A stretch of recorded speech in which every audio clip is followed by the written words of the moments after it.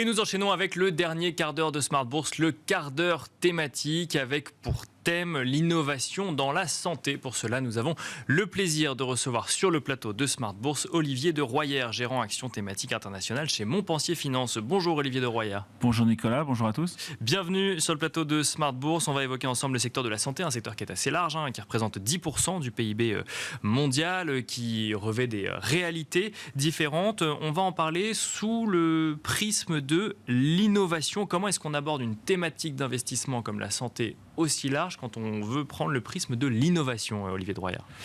Alors effectivement, nous on a lancé un fonds chez Montpensier Finance, Esculap SRI, dans cette thématique avec l'objectif de capter une vague d'innovation qui est selon nous majeure. Il y a plusieurs disruptions. Alors pourquoi? D'abord parce qu'au début des années 2000, on a bien compris quelles étaient l'ensemble des protéines codantes dans le génome humain, parce qu'il y a eu aussi des progrès de l'intelligence artificielle qui ont permis de screener beaucoup de nouvelles molécules rapidement et d'avoir des candidats médicaments de manière beaucoup plus importante.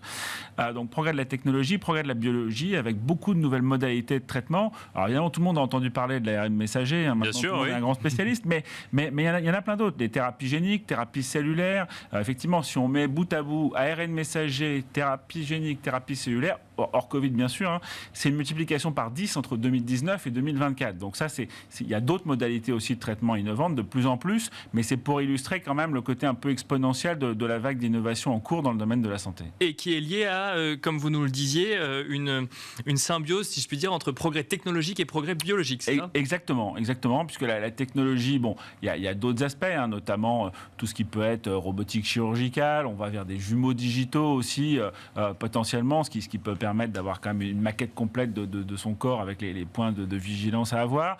Mais c'est vrai que dans le screening des nouvelles molécules, l'intelligence artificielle permet d'aller beaucoup plus vite. Elle a aussi un rôle à jouer dans le domaine du diagnostic, par exemple.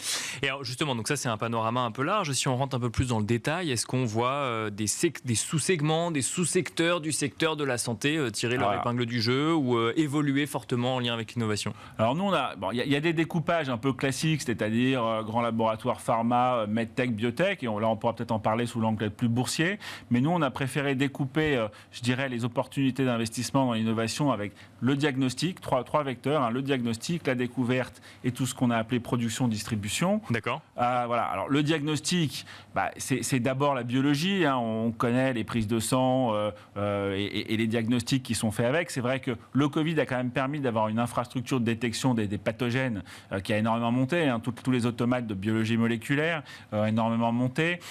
Avec nous, on a investi dans une société qui s'appelle Qiagen, qui est le leader européen du diagnostic moléculaire. Alors, ça fait longtemps, donc c'est pas forcément un conseil d'investissement, c'est une valeur qu'on a en portefeuille depuis un moment.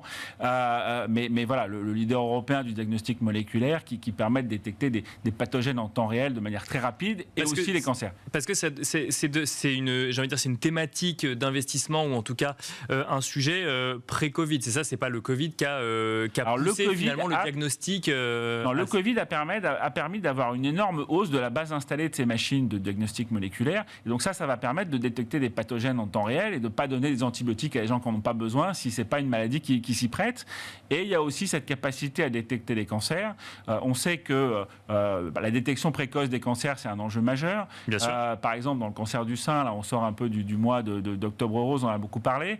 C'est vrai que dans le cancer du sein, on sait qu'un cancer du sein primaire se traite à 80 ou 85% et qu'un cancer métastatique se traite à 15%. Donc c'est vrai qu'il y a des sociétés en termes de diagnostic grâce à l'intelligence artificielle aujourd'hui qui sont capables d'avoir des taux de sensibilité de l'ordre de 95% dans la détection des cancers primaires. Et ça permet de traiter beaucoup plus vite et c'est un vrai enjeu de santé publique. Donc ça, c'est pour le sujet diagnostic. Et alors, il y a également effectivement le sujet thérapie génique, c'est ça? Alors, découverte au sens large, c'est-à-dire que c'est toutes les nouvelles modalités de traitement qui finalement sont capables de donner des traitements pour les patients. Alors, je parlais de l'ARN messager.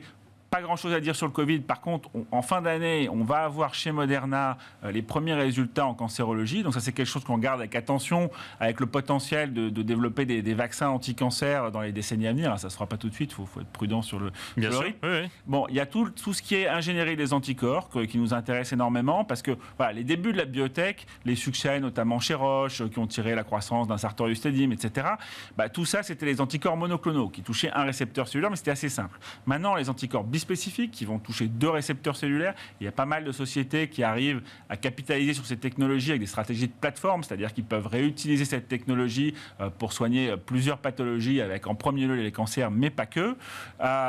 Et notamment, je dirais, le plus beau succès de la biopharma européenne, qui est une société qu'on a aussi en portefeuille, mais qui a déjà bien marché, donc il faut faire attention en termes de timing, qui est Genmab et qui a une vraie plateforme de découverte et de mise au point assez rapide d'anticorps bispécifiques avancés. Il y a tout le succès aussi des anticorps qu'on appelle... De quoi on parle quand on parle de plateforme ? Plateforme, c'est une capacité à avoir une technologie qui est reproductible. C'est-à-dire que finalement, on utilise la même technologie, mais sur des cibles thérapeutiques différentes, être capable de mettre au point de manière récurrente des nouveaux produits. Et ça, c'est important parce que investir dans une biotech, il y a un seul produit qu'elle a eu peut-être par chance, par une collaboration, etc., peut être très dangereux. Par contre, une société qui a une stratégie de plateforme, donc qui est capable, si un produit ne marche pas, et c'est la vie de la recherche, c'est normal, d'avoir un nouveau produit l'année d'après, 2 ans après, qui est assez avancé en phase clinique, voilà, ça donne plus de valeur à la société. D'accord, c'est une évidence.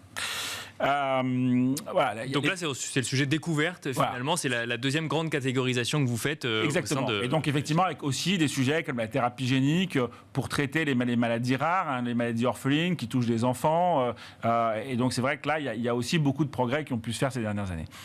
Et alors, le troisième sujet, on parle plus de distribution, c'est-à-dire qu'on est moins dans la recherche. D'abord de production. De production, ouais. Parce qu'effectivement, quand on voit qu'il y a plein de nouvelles modalités de traitement, ça devient de plus en plus complexe à fabriquer. Alors, d'une part, on a des grosses biopharmas qui n'ont pas l'habitude de produire, mais même pour les grands laboratoires historiques, c'est beaucoup plus compliqué d'investir dans 10 modalités de traitement que dans 2 ou 3. À l'époque de la chimie, ils faisaient tout en interne, par exemple. Bon.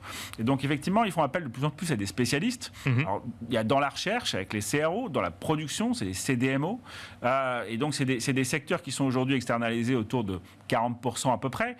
Et donc, année après année, eh bien, effectivement, on va avoir une augmentation de ces taux d'outsourcing. Donc, on a des sociétés qui vont bénéficier finalement de la croissance du secteur biologique en général, qui ne vont pas prendre le risque individuel d'échec d'une molécule parce qu'effectivement, ils ne dépendent pas de savoir si c'est tel laboratoire ou tel autre qui avance, et qui vont bénéficier de ces gains d'outsourcing récurrents année après année.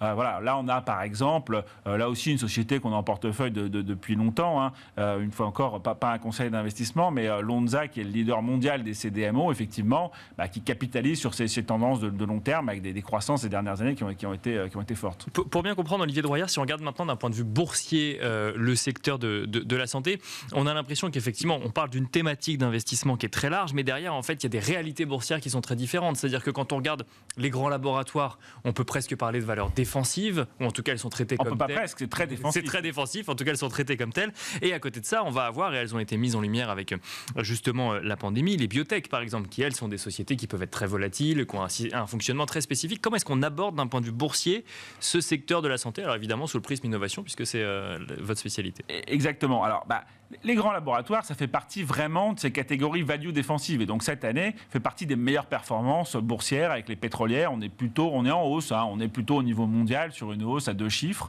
de ces laboratoires aujourd'hui qui sont vraiment typiquement dans la case value défensive.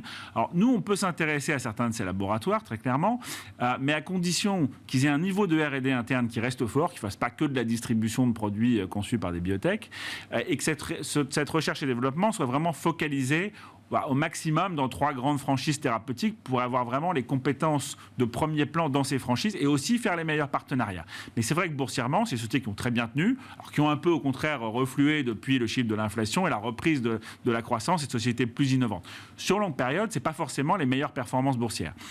Alors, la biotechnologie, c'est encore autre chose. Ça a été une année très difficile pour la biotechnologie, bien que le sous-jacent soit relativement acyclique. C'est-à-dire que les sociétés ne dépendent pas du cycle économique. Ça dépend d'un cycle de recherche, pour le coup. Ça dépend du cycle de recherche. Il y a le cycle de financement qui a clairement joué sur leur performance. Et c'est vrai qu'il faut faire attention aux sociétés qui n'ont plus que 6 mois de durée de vie de cash devant elles. Attention aussi aux sociétés qui sont monoproduits, qui sont assez risquées.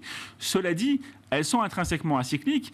Et d'ailleurs, c'est ce qu'on voit avec un indice l'indice biotech qui finalement a déjà marqué un point bas finalement depuis le mois de juin. Après avoir eu une très forte baisse en début d'année, comme il y a eu quand même un certain nombre de succès en termes de R&D, comme il y a eu aussi des rachats par des laboratoires pharmaceutiques qui ont pas mal de cash aujourd'hui, il y a notamment un Pfizer qui a énormément de cash suite à la pandémie de Covid. Donc il s'est fait qu'un certain nombre de transactions de M&A. Donc ça a mis un peu un plancher aux valorisations sur des titres qui sont fondamentalement acycliques. Et le dernier segment, je dirais boursier, c'est tout ce qui est un peu medtech. Là, on est typiquement dans les sociétés de croissance visible. Donc effectivement, toutes les sociétés de bioprocédés, les sociétés de fabrication, d'outsourcing de la recherche, le diagnostic. Et là, en fait, elles ont globalement souffert par la rotation de style entre value et croissance. Ponctuellement, à la marge, certaines ont pu souffrir de surcoûts, de problèmes de supply chain, de manque de personnel dans les hôpitaux, ce genre de choses qui ont pu avoir quelques conséquences opérationnelles. Mais là, on est vraiment dans l'aspect value-croissance. Mais c'est quand même ce segment-là qui, dans la durée, si on regarde sur 10-15 ans, fait les meilleures périodes, la meilleure performance parmi tous les segments de la santé. Merci beaucoup Olivier Droyard d'être venu sur le plateau de Smart Bourse nous partager votre expertise sur le sujet de l'innovation, donc sur cette thématique d'investissement qui est la santé. Je rappelle que vous êtes gérant action thématique internationale chez Montpensier Finance. Merci beaucoup. Merci à vous. Et quant à vous, merci de nous avoir suivis en direct sur Bismart. Vous pouvez évidemment retrouver le replay de cette émission sur bismart.fr ou nous écouter en podcast sur toutes les plateformes de podcast. Et je vous donne rendez-vous demain à 12h30 en direct sur Bismart.